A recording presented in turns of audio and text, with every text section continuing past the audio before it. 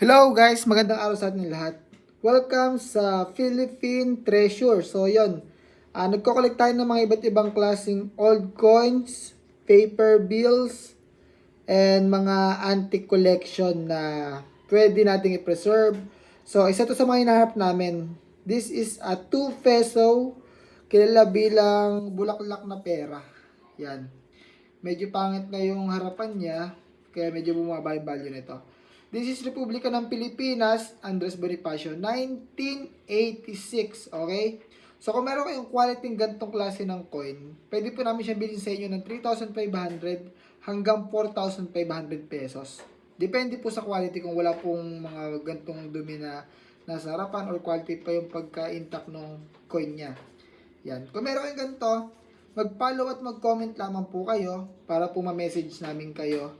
And marami pa po kami hinahanap na iba't ibang klase ng coin na pwede nyo ipakita sa amin kung meron kayong old coins dyan para malaman nyo po kung magkano yung value. So yun lang, thank you so much and God bless you guys. Comment nyo po yung mga coins nyo na katulad po nito para po mabili po namin. Before end of this month po, bibilin po namin sa inyo yan.